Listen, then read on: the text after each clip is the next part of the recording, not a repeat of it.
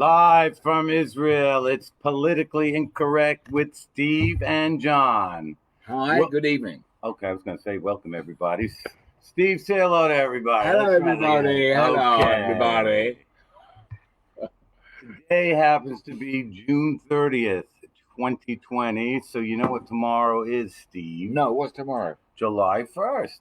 Oh, wow. That's amazing. July 1st is the day when the Israeli government starts the process for sovereignty over Yehuda and Shomron. But it starts the process. The process could take 10 years. But anyway, well, originally it can start anytime after July 1st. Yeah.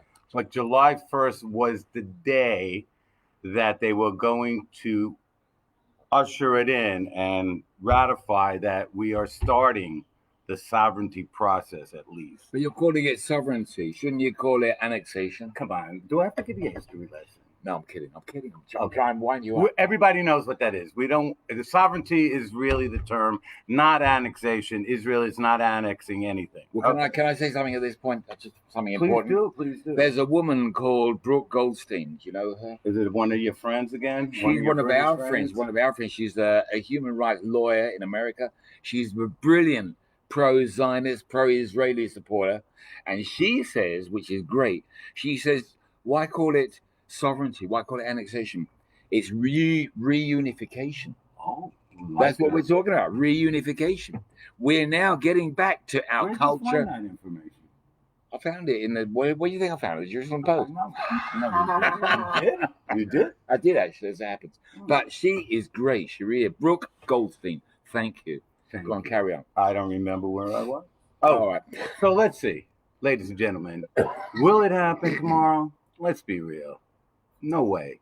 Okay. So when will it happen is one of my questions. Number one. Number two, why, if it doesn't happen, will Israel once again have fear from the rest of the world, the EU, the Arab nations, and everybody for doing something that everybody knows is going to happen sooner or later? Wouldn't that force the Palestinians to come back to negotiating tables once they see that Israel means business? And this area is obviously where 90% of the Israeli citizens are living, once tomorrow is Israeli citizens, and that will never be given away. So what is the problem with Israel not being able to say, listen, buddy, this is ours, and that's the way it is. You want to hate us? You want to boycott us?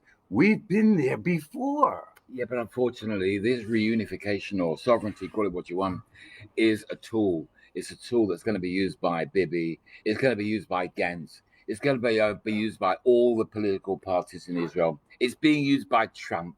It will probably be used by the European community as well. And unfortunately, we are going to be the scapegoat. We are a tactic. Israel is a tactic in the world. It's not a country. It's used by everyone in the world for their own purposes. Sometimes people hate us. Sometimes they love us.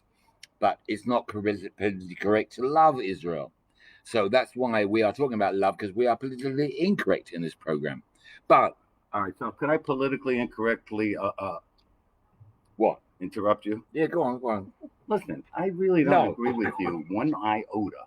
Who gives a crap? If Israel ever had to listen and be concerned by all these people who hated us in the EU and the Arab world and even the United States not too long ago and South Africa, where does the list end? We would never get off the ground. No, listen to me.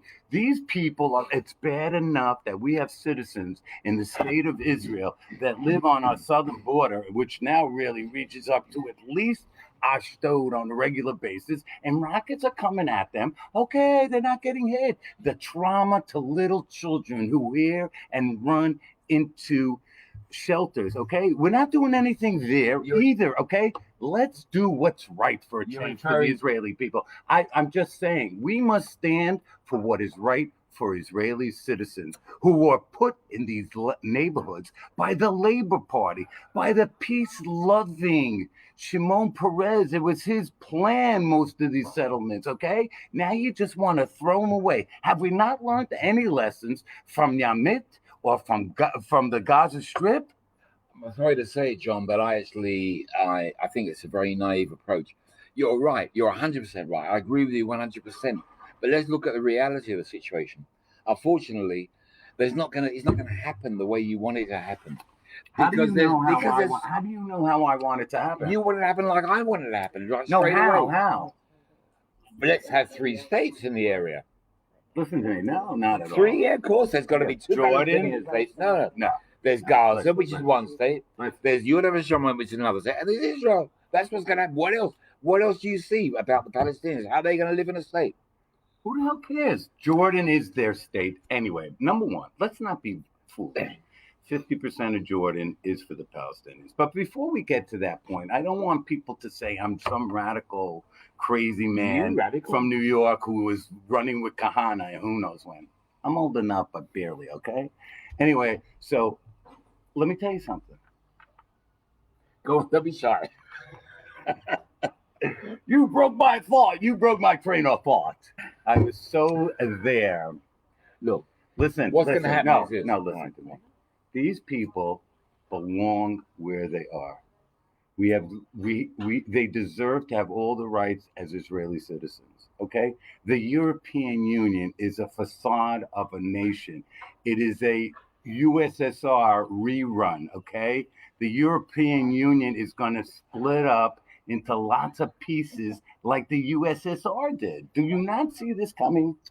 Yeah, I don't know They when have it's going to come. 1.2 Europeans per 6 Muslims being born. I don't know when it's going to happen, all this that you're dreaming about. In our lifetime. I hope so. I really hope so. But let's get all right, let's move on a little bit about this. Okay. Tomorrow is the date of annexing or you're happy? sovereignty. You're happy? No, I won't be happy right till now? I see it done. Okay. And by the way, I'll be very happy if they want to start with Ma'ale Adumim as the first place. But this must be done, or we will lose the chance. We have turned back the clock on everything pre-67, all the other rules, splitting Jerusalem, giving back the Golan. We have pushed the tables back. And if we don't take these lands and have sovereignty, we will be going backwards again. These are very, very serious times for the state of Israel. Okay, I agree with you on that, but I still maintain that it's going to be used. Did we not push off? You're going to repeat yourself? No, it's going to be a political football? Right, let's move on. All right. It's a 20-minute show. Okay, all right. Steve. Take your point. Let's go on to something else. I want to talk about the Black Lives Matter, which is so important today. It's so vital. And more than anything, I want to say how upset and terribly I was agonized by the fact that I found out recently that this Derek Chauvin, who was the police officer who killed George Floyd, he was trained by the Mossad agents in the Israeli Mossad agent. He was trained in how to kill someone by putting his knee on someone's throat. Now, I never knew that. And that is an amazing fact. Now, no wonder, and I quite agree, no wonder that is why the BLM movement are blaming Israel for this, and they're siding with the BDS movement against Israel, quite right. And they are calling Israel an apartheid state. It's terrible. And I just want to mention one fact which maybe people don't know. I'm being cynical here, but I want to tell you. The Arabs say, and B'Tselem report, that in Israeli jails there are 5,000 Palestinian prisoners. That's shocking. And of course, they're all being tortured as we speak. But what people don't know is that in Israeli military jails, there are 10,000 Israeli soldiers. This is a fact. 10,000 Israeli soldiers who are in Israeli jails, double the amount of Palestinian people in Israeli jails. What are we going to do? Shouldn't we complain about that? Shouldn't we get rid of the Israeli government? Shouldn't we side with the Palestinians and the blacks whose lives matter more than anyone else against Israel? What do you say? I don't mean to interrupt, but I will have to. No, go on. Have you say? Are you reading fictional material from Hamlet or something? This was all. No, but it's in the papers. It must be true. But what I'm saying, Black Lives Matter do not deserve any kind of recognition or any kind of airtime because it doesn't matter. They will always hate us. Who, the blacks? Black Lives Matter. I won't. No. No. How can I blacks- will not say all blacks. I just want to say one thing. The blacks haven't had it hard for all their the centuries. They've had Why do they hate Jews? Wait, take it easy. It's not. You're very much so stereotyping and generalizing. Not all blacks hate Jews. Okay, I'll accept that. Now, there is an element of radical black, and it's not only black. Black Lives Matter. Keep on going. Yeah, Black Lives Matter. This group hates everybody. But in order to gain more protesters, and not only that, their funding comes from superior Jew and Israeli haters. You're kidding. Oh, really? Like George Soros, who was so proud at age 14 to start turning in the Jews. It was a turning point in his life, which has been quoted on my page, him saying the exact words. He's not a great man. So in order for the Black Lives Matter to engage all these other groups and the LBGT and the QRST and all these other groups and B'Tselem and Breaking the Silence and all these groups, all these and Antifa, all these groups are basically a group under one umbrella supported by diehard radical left-wing crazies who want to see the United States as we know it be destroyed. And with that, of course, Israel. And if you kill a few Jews, so be it. That's why the Black Lives Matter inherited that kind of hate. They don't know crap from Israel, okay? They don't know their ass from their elbow, as they say. They only know violence and killing and destroying. They love to destroy. But it's very worrying. It's very worrying that they are taking the stage in the world at the moment. They've been allowed to. They have. And who's given them the chance the to progressive Democrats of the U.S. Are they so powerful, the progressive Democrats, you're calling them? Well, the Democrats who are mainstream want the progressives' votes. So like Joe Biden, they keep shifting towards becoming more progressive, which means you must support BDS. You must hate annexation. You must hate the state of Israel. You must have a two-state solution based on 67 lines. Otherwise, you're not getting my vote. At this point, anger a few of my friends and cousins and relations in America, but I have to say that I'm pretty worried that Trump may be outdone by the smart Mr. Biden, who is in the lead at the moment in the election. He's in a bunker, the smart. No, he's very smart. He's very smart, and he unfortunately looks like he's coming forward, and he's in the lead in this race. And I'm afraid to say that the best friend Israel has ever had in the White House ever. Right? I think I'm correct. Ever looks like. Except for Obama, of course. Yeah, of course. I've been told that by many Jewish people. But it looks very bad for that great leader, Donald Trump. I'm sorry, I know I'm going to get a lot of stick from this, but I don't give a What did you just say? I didn't hear that. You apologize. Anyway, I just want to say that it's a fact, though, that he was being led by Hillary Clinton, not led physically, of course, that wouldn't happen, but she was leading him, as it were, in the electoral race in the last election. General, right up until the election day, almost. And he got through. So I am praying, I'm sorry, guys, but I'm praying that he's going to outdo Mr. Biden, the great Mr. Biden. What do you got to say about that? You're an American. Yeah, I'm American. Joe Biden's campaign staff has done something very smart because every time Donald Trump opens his mouth, it's not the best thing, but he's still the president. But every time Joe Biden opened his mouth, he turned into a more seemingly senile, I don't want to diagnose him, seemingly worse and worse. So what did they do? They shut his mouth, and they were able to do that, which they were never able to do with Trump. And the less he says, the higher his ratings go up, only because every time Trump's in trouble, his ratings go down. But Biden would open his mouth, and everyone would say, "Wow, what a choice!" But this guy doesn't have a full oven full of pizzas. You know what I'm saying? The lights are on, but no one's home. Right. Not all the coals in the oven. Okay. Anyway, so this is what's going to happen if Biden wins. You know, his. Is there a possibility that he could win? Well, here's what they're going to do. Well, you know, it only depends. We have 4 months still.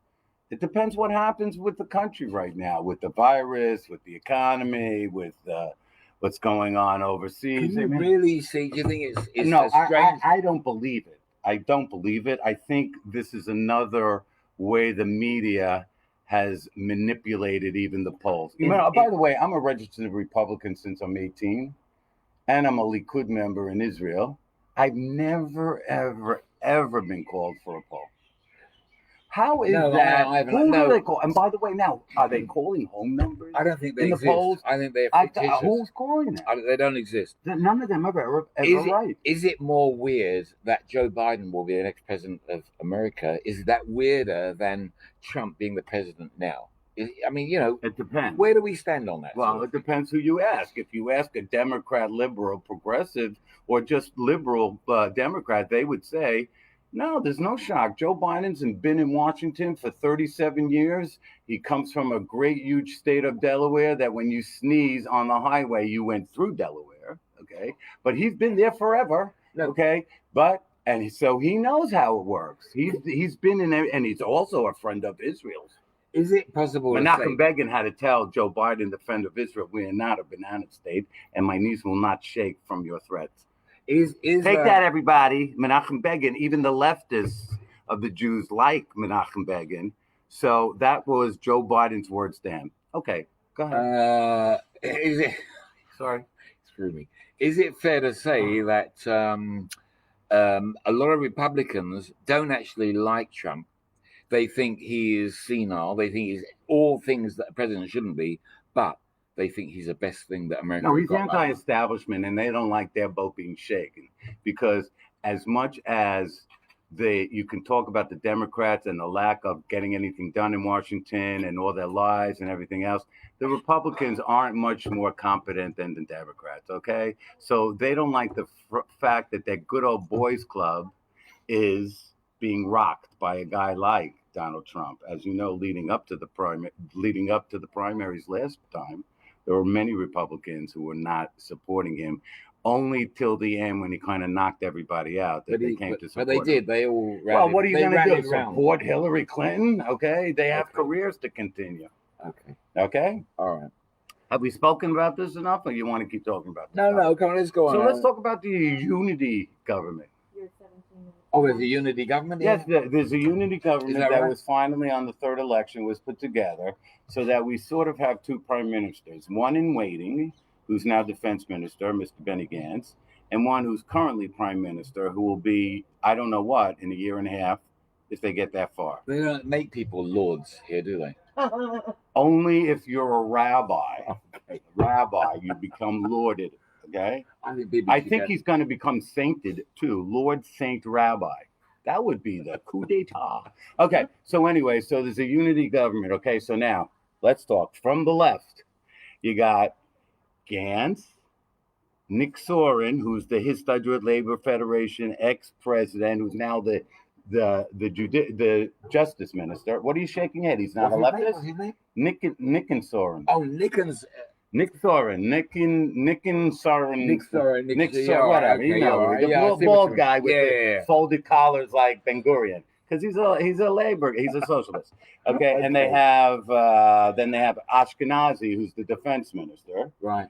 And there's some other clowns coming and going. Okay, now they are from the left.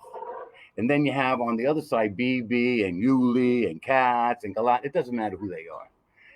They don't play on the same team, yet they are in the same cabinet every day. And now, to the biggest embarrassment, there was a feud in front of the cameras. I know. I saw it. And Netanyahu barking at each other like little children in the nursery was the quote in the newspaper. Yeah, but look. So listen, how long he's been through that before. No. He went through that with Edelstein about who's going to speak at but they were on the same team. These guys are in opposing teams under one umbrella.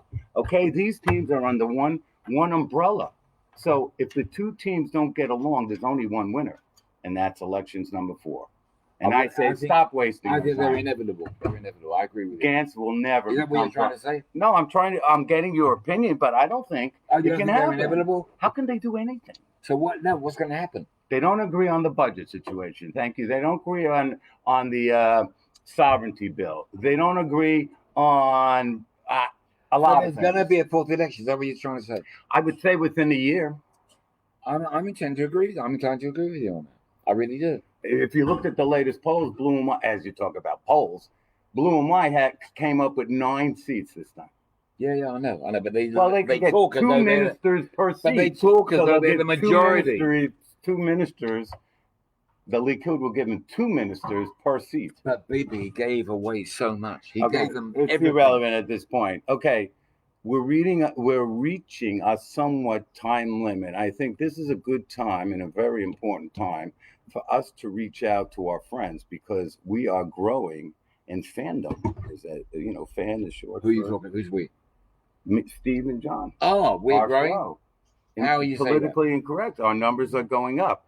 Now we had three viewers today. I think 3 viewers. Oh, you mean guests? Don't worry about that. All right.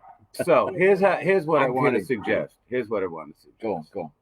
I suggest that we want to engage with our audience. Oh, We definitely. want more communication. We want to cover the things that you want to hear about, unless it's way too left and we can't accommodate that. Anything left or above, we'll give it a shot. But way left progressive, we don't waste our airtime, okay? Contact us. We have a Facebook page. Steve is constantly scrolling that page. He's a comedian on the side, by the way. He has publications of funny material on different sites. So he's multi-talented. I want you to please become our real friends, not friends, real friends. We're here for you, and we would like for you to enjoy. Steve? What? I wanted to make sure I got the name right. Steve with a P. That's why I get confused, because I have a Steve brother with a V. Okay, now I'm a Now PH. you know why I'm a I'm PH. Paul. Okay. All right. So anyway, Don't look at me. Look at them. Talk to them. Talk to your friends. It's been great. We had no technical difficulties today, or not many, and I think the show went pretty well. John was very quiet today. Normally, he speaks a lot more than that. Right. I'm trying to give you some airtime. Anyway, no, it's okay. But anyway, it's great seeing you, and we'll see you next week. God bless and take care. This is going to be the regular time, unless you further notice. Tuesday, 6:30 p.m. So it will always be live Tuesdays. Take care. PM. What's that for? Good night.